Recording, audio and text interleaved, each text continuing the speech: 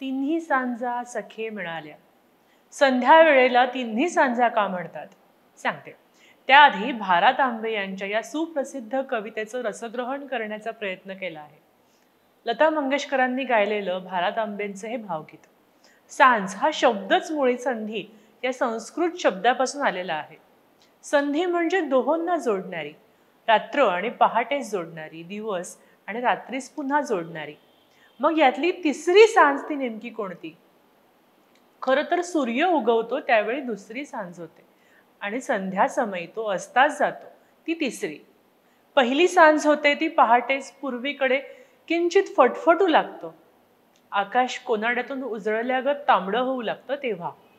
तर या तिन्ही संधी झाल्या, तिन्ही सांजा एकत्र झाल्या, दिवस सुफळ संपूर्ण झाला, एक झाला.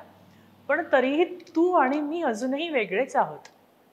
पहा, तुला अगदी वचन देतो मी, आजपासून माझ्यासाठी केवळ तूच महत्वाची आहेस, तूच जवळची आहेस. ते म्हणतात, तिन्ही सांजा सखे मिळाल्या, देईन वचन दे तुला, आजपासून जिवे अधिक तू माझ्या हृदयाला. मिश्र यमन रागात गायलेले हे भावगीत आहे. यमन राग आपल्या चांगल्याच परिचयाचा असेल. शास्त्रीय संगीताचा कान असलेल्या सर्वांनाच कोणत्या ना कोणत्या वयात किंवा कोणत्या तरी वेळी हा राग आवडलेला असतो. यमन या शब्दाचाच अर्थ मुळी निस्संदिग्धता असा आहे, संपूर्ण विश्वास. लोलूप मनाला आश्वस्त करणारा हा राग. आणि वरून त्यात शब्द भावगीताचे. पुढे ते बोलतात, कनक गोल हा मरीचिमाली. मरीचिमाली म्हणजे सूर्य आणि कनक गोल म्हणजे सुद्धा सूर्यच, सोन्याचा गोळा. त्रिलोकगामी मरुत तैशा निर्मल दाही दिशा, साक्षी ऐसे अमर करुनी हे तव कर करी धरिले. वारा वाहून नेत असलेल्या या सुवर्ण काळाला, क्षितिजाला भेटण्यासाठी उतावेळ झालेल्या या सूर्यबिंबाला साक्षी ठेवून तुझे हात हातात घेतोय. एकदा हाती घेतलेला हात कोणत्याही परिस्थितीत सोडायचा नसतो, तेव्हा हे अभिवचनच. एका प्रेमवेल्हाळ पुरुषी मनाने दिलेली एकात्मतेची ग्वाही. आता बघा हा, एक होण्याची भाषा करणारा हा चापलूस पुरुष पुढे काय करतो?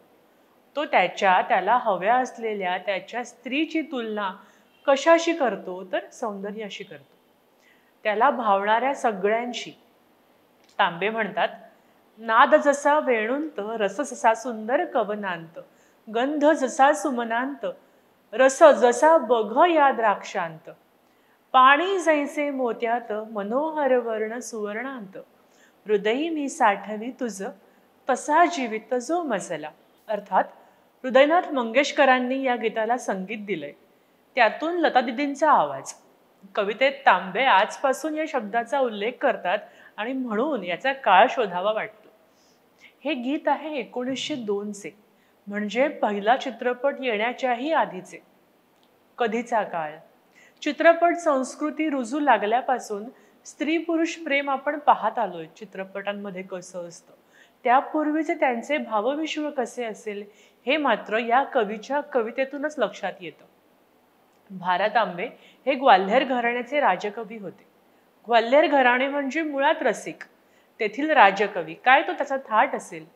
आज 100हून अधिक वर्ष होऊन गेली तरीही या प्रेमापेक्षा अवीट गोडी असलेलं हे गीत आपल्या ओठांवर तेवढंच जिवंत आहे, तेवढंच रसरशीत आहे. आजही ऐकताना, गुणगुणताना आपण त्या वेळेसारखेच विव्हल होतो. शेवटी आपले कविवर्य म्हणून गेले आहेतच की, प्रेम म्हणजे प्रेम म्हणजे प्रेम असतं, तुमचं आमचं अगदी सेम असतं. अगदी तसंच. हे रसग्रहण तुम्हाला आवडलं असेल अशी आशा करते. असेच महा MTVचे व्हिडिओ पाहत राहा. अस्सल मजकूर आम्ही देत असतो. आवडत असल्यास शेअर करायला विसरू नका. कॅमेरामन आलेख चाळके सोबत मी मृगा वर्तक. धन्यवाद.